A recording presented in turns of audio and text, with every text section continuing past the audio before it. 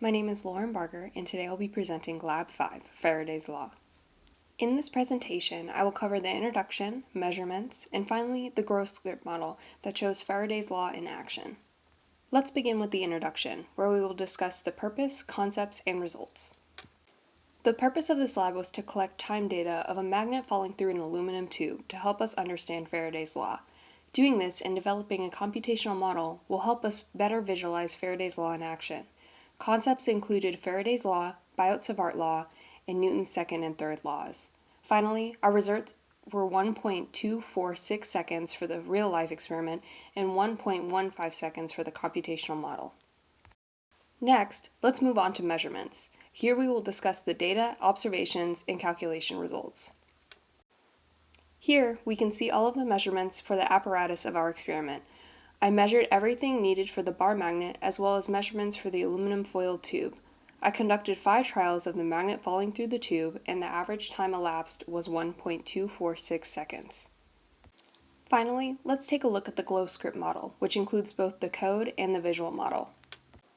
For the first part of my code, I set my initial conditions with all of the measurements obtained from the bar magnet and aluminum foil tube. Next, a function for both the magnetic field and the magnetic flux was created, as seen here. Then, induced current and the magnetic force on each ring were considered as the magnet fell through the tube. Finally, both gravitational and magnetic force were calculated and summed together to calculate the net force. With this, we were also able to calculate position and velocity of the bar magnet as it fell through the tube. This allowed for us to plot a graph as the magnet fell. Here is a screenshot of the computational model. The red rings signify the north end of the magnet, and the blue ends signify the south end of the magnet. This moves as the magnet falls through the tube. Along with the computational model, there was a graph created as the output. The graph on the left shows when my mu value was the value obtained from Lab 3, 1.96 ampere meters squared. This wasn't the graph I expected, but after playing around with the mu value, I was able to obtain a graph that looked better. This is seen on the right. This could mean that the value I obtained from Lab 3 may have been incorrect. Now let's think about what would happen if things were different. What if the resistivity of the conductor was reduced as close as possible to 0? How would the dynamics of the falling magnet change? Well, because of Ohm's law, the induced current would be very large. This would make the time it takes for the magnet to fall through the tube even longer. And what if there were holes cut in the tube?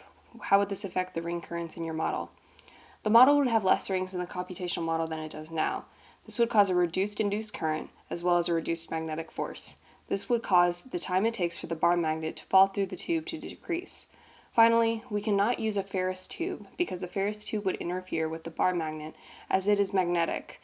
The aluminum tube is not magnetic and allows the bar magnet to fall freely through. In conclusion, the real-life experiment took the magnet 1.246 seconds to fall through the tube, and the computational model took 1.15 seconds to fall through the tube. Due to an error in Lab 3 or another error somewhere in the experiment, the mu value needed to be adjusted to fit the ideal velocity versus time graph to align with the real-life experiment value obtained. This lab allowed us to experimentally and computationally study Faraday's Law and develop a deeper understanding of Faraday's Law in action.